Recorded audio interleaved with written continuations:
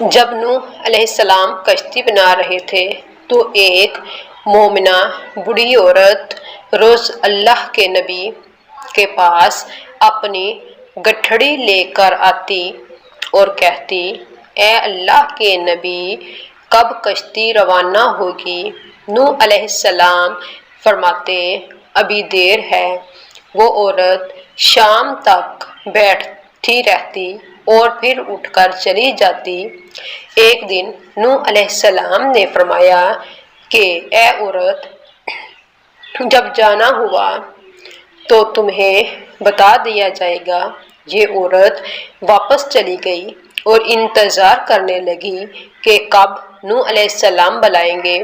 اس دوران عذاب آ گیا اور کشتی روانہ ہو گئی، لیکن نوح علیہ السلام نے اس عورت کو نہ بلایا۔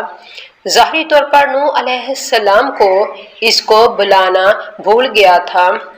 جب طوفان تھما تو ایک دن نوح علیہ السلام کے دل میں محبت اٹھی کہ شہر کو دیکھوں۔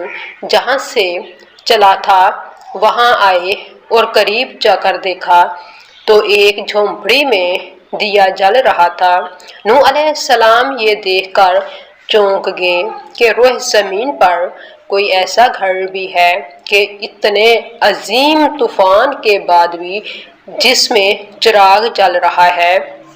انہوں نے وہاں تکبیر بلند کی تو وہ عورت سامان لے کر آ گئی اور کہنے لگی، یا نبی اللہ، کیا کشتی تیار ہے؟ چلیں۔ نوح علیہ السلام نے حیرت سے اس کو دیکھا اور کہا، رکو بڑھیا، کیا تمہیں کچھ بھی پتہ نہیں چلا؟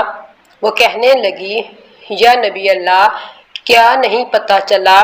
کہاں اتنا بڑا سیلاب آیا، بارش آئی، تمہیں کچھ بھی پتہ نہیں چلا؟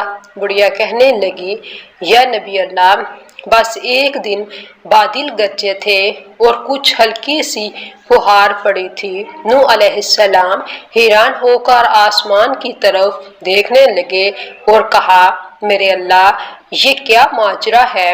اللہ تعالیٰ نے نوح علیہ السلام پر وحی بھیجی کہ اے میرے پیارے نبی، اس عورت کے دل میں چونکہ تمہاری محبت تھی اور تم سے اس سے پابند کر دیا تھا، اور چونکہ تمہارا اس سے وعدہ بھی تھا کہ نجات کی کشتی میں اسے لے جاؤ گے، تب جب کہ تم نے اپنا وہ وعدہ پورا نہیں کیا، لیکن اے نوح علیہ السلام، میں تو تمہارے وعدے کا ذمہ دار تھا، اس لیے میں نے اس بڑھیا تک عذاب پہنچنے ہی نہیں دیا۔ امام سجاد علیہ السلام نے پاس بیٹھے اپنے مومنین سے فرمایا، مومنو، یہ حدیث قیامت تک کے مومنین تک پہنچانا تم پر واجب ہے۔ انہیں بتا دو کہ جس نے ہم سے محبت کی، قیامت کا عذاب ضرور آئے گا، لیکن جیسے اس بڑھیا کو پتہ نہیں چلا، ہمارے مومنوں کو بھی پتہ نہیں چلے گا کہ کب قیامت آئی اور کب چلی گئی۔